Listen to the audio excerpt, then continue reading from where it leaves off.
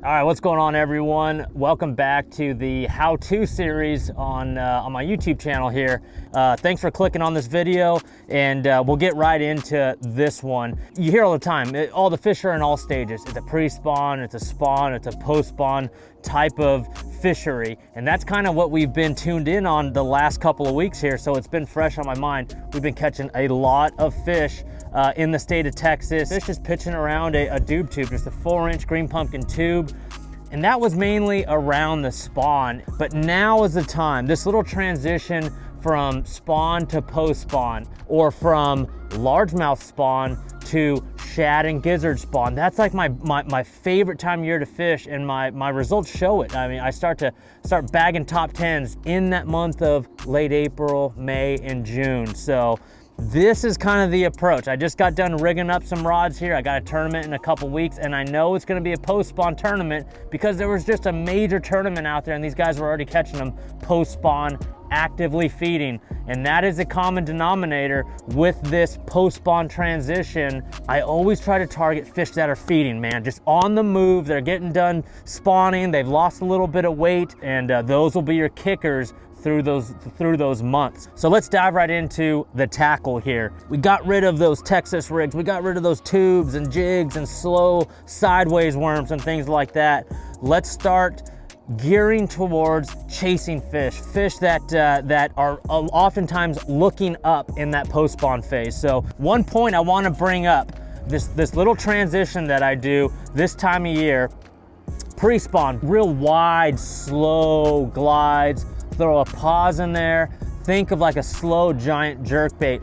That's been working awesome. But there becomes a time when that water temperature gets higher. It gets up to 68, 69, 70 plus, 80 plus degrees going into May and June, where they simply get away from the slow moving swim baits, those slow wide gliding swim baits, or those really slow, line through type, dangerous swim baits. They get away from that slow pre-spawn bite. I will simply, utilize that exact same gizzard shad profile. You go to an injected glide bait, something like this XPS Swerve right here. I've been thoroughly impressed with the action of this.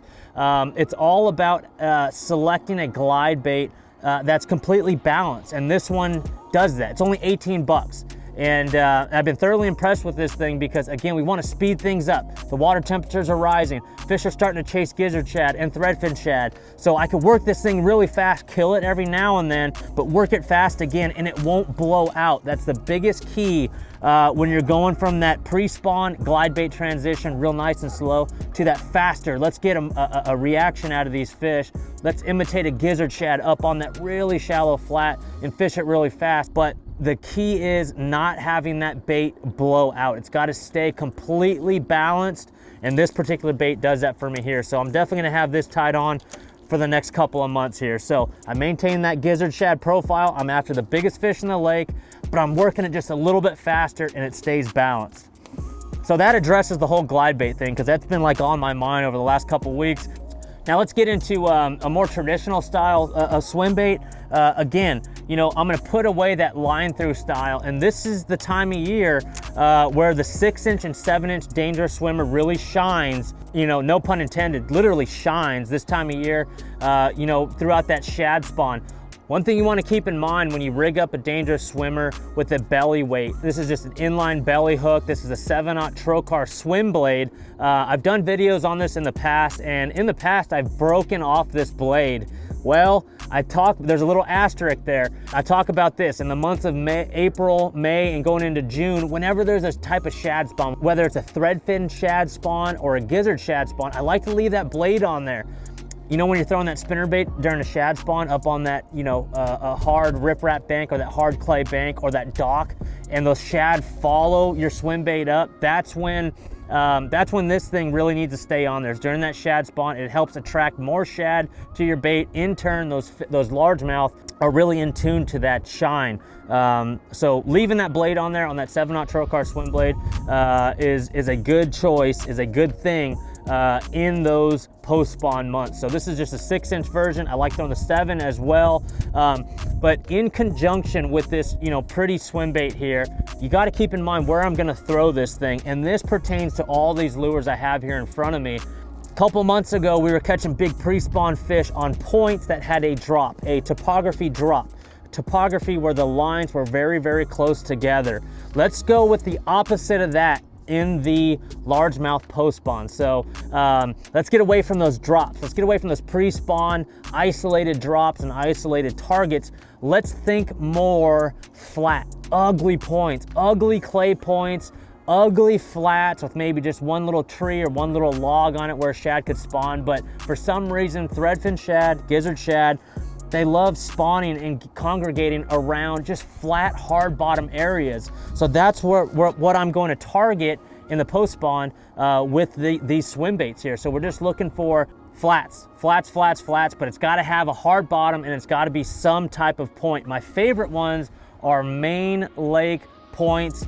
A little bit of clay, a little bit of shell, a little bit of hard bottom with no drops, just a nice gradual flat point that extends out into the main channel, starts out in 1.5, 2 feet and just keeps going gradually down, and maybe we'll break off into the channel in 25 to 30 feet, but we're gonna concentrate on that 2 to 5 feet of water up shallow on that point. Wind helps and clouds help when we're after those post-spawn fish with the larger than normal baits. Again, it's not pre-spawn. We're not fishing it really, really slow. We want to fish it faster, almost burn the swim bait back to get a nice reaction out of those fish that, have a higher metabolism. They want something that's quicker, faster. When you start having those followers, speed it up a little bit. And that's why we designed this Dangerous Swimmer the way we did. It's got kind of a triangular shape if you look at it, and it doesn't roll one way or the other, especially when you rig it on a belly weighted inline hook like so. So we're looking for the biggest bites in the lake. We're always trying to imitate the biggest shad or the biggest forage in the lake. And that just happens to be big thread fins and big gizzard shad this time of year. So speed it up a little bit, stay away from the drop offs, stay in that upper water column, that 2 to 5 feet of water on those shallow, hard bottom points. All right, moving on. Let's talk about more of the more of the traditional style, and I've got a couple points to make here just right off the top of my head. That chatterbait bite we were on just a couple months ago. Let's trade in the chatterbait for a fast moving square bill. That slow moving Colorado spinnerbait we were throwing, let's trade that in for something a lot faster, like a topwater lure or a fast moving jerkbait, something a lot faster. The whole kind of point I want to drive home here in this tip video is faster, speed things up, go with a little bigger bait profile. The only exception is this dude right here. I rig up this popper on a 6'8" rod with 50-pound braid, and this is my target guy. This is my little target shooter right here. And what I mean by that is, as I'm going along looking for those flat points in a shad spawn, a lot of times I will have that nice shade pocket. Again, think about the time of year. This is not pre-spawn, slow gradual warming. This is post-spawn where it's a fast warming and the fish are starting to move around and the fish are starting to relate to shadows a lot more. So as I'm looking for the shad spawn areas, real hard bottom, every time that dock casts a shadow or that tree casts that beautiful isolated shadow, I like to throw a popper in there, or I throw a white frog in there. And you'll be surprised, although there's no vegetation, throwing a frog and walking it out of that shadow, throwing that popper and just kind of blooping it out of that shadow can get some of the biggest bites in the post-spawn phase that you've ever seen. And it's not because it's a slow presentation, but it's more target oriented. It's more that isolated shadow. They're big largemouth, big smallmouth, big spots, whatever it is in that post-spawn phase, they're looking to recover. Most of the time they are hot to trot and they're gonna chase down your big shad imitators, but every now and then target that shadow, target that isolated cover, much like you would in pre-spawn, but do it with a topwater. They weren't biting topwaters in the pre-spawn, but in the post-spawn, target those same type of areas and you will get those big giant post-spawn largemouth female bass. We've been doing the glide bait thing a long time now, and a couple of conclusions I come to is when you count the joints in a bait. Okay, a glide bait is gonna have one single joint in it, which allows it to glide left and right really, really slow. It's kind of a real enticing type, oh, follow me and then just open up your mouth and eat me type of presentation. When you start adding the second, third, and fourth joint in a hard swim bait, that opens up the book of just faster. Let's move this thing faster. Let's get more of a reaction bite out of it. So as you look here, I've got a bunch of swim baits on top of my cooler here, and so a lot of these have multi-joint, so I will be rigging a lot of these type of swim baits when the fish are looking up, when the fish's metabolism is speeding up, and when they're chasing down fast-moving, spawning gizzard and threadfin shad, sometimes even in blueback herring. I'm going to a tournament next week, and it's a lake that's got blueback herring. Yes, those aren't everywhere, but the same thing applies. That same mindset applies. Let's speed things up and get a reaction out of these fish with this larger than normal fake fish with multi-joints in it. So keep that in mind too. The injected, multi-jointed swim baits work really good in the post spawn, especially when you speed it up, kill it. Speed it up, kill it. Speed it up, pop, kill it. And boom, there's your bite. So very, very effective in the months of April, May, and June. Okay, with all that, I've got my post spawn rods over here, but as I'm looking at my rod box here, getting ready for a tournament, I just wanted to give you guys just a quick kind of how I do things in those months of that post-spawn phase. I'm gonna take all these pre-spawn rods out, throw in my garage here, and move along. So hopefully that little kind of quick synopsis of the big bait technique and that transition from pre-spawn to spawn to post-spawn just kind of helps you out and gets the wheels turning in that kind of transition phase. It's a really awkward phase, but I promise you, if you speed things up, if you use the larger than normal baits, and you target those hard, flat bottom areas, those signs will start to appear. Those signs of spawning shad, those signs of post-spawn largemouth will start to appear. So always be on the scan, look for busting fish, and always look on your map. I use Lake Master Mapping. Always look on your map for those just flatter, I call them ugly points, uglier points. Let's get away from those drop-offs,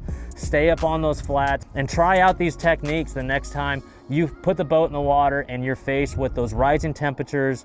I'm gonna give the links down below for some of the lures here. Hopefully it's gonna be a good stretch these next couple of weeks here, and really looking forward to this time of year because you can really load the boat quickly, and they group up and they're aggressive, man. They're like big peacock bass. They chase things, and this is the time of year to do that.